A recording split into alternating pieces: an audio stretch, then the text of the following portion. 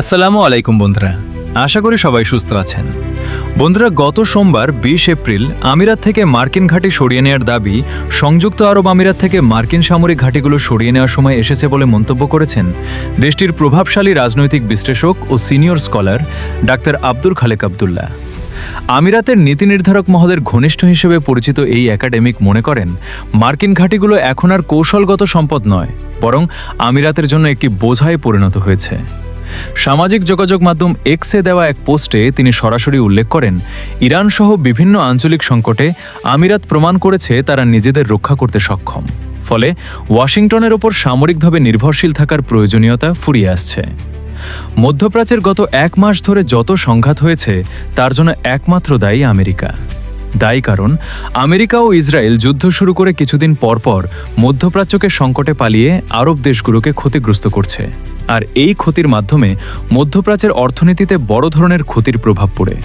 যেমন তেল, গ্যাস, আরও প্রাকৃতিক উপাদানের উপরে অর্থনৈতিকভাবে ক্ষতিগ্রস্ত করার মধ্যে ক্ষতিগ্রস্ত করে মধ্যপ্রাচ্যকে।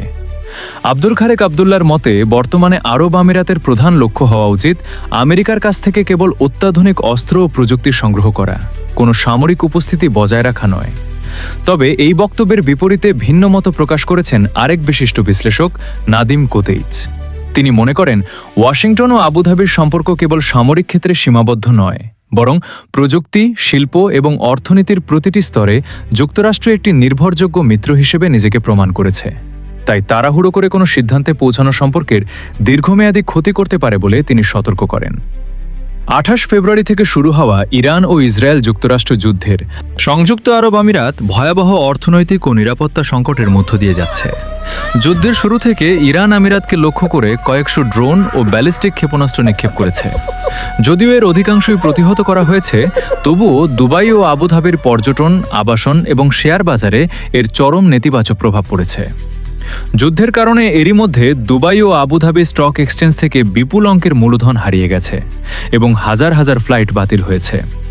বর্তমানে আমিরাতের আল ধাফরা বিমান ঘাঁটি সহ বিভিন্ন স্থানে প্রায় ৩৫০০ মার্কিন সেনা মোতায়েন রয়েছে।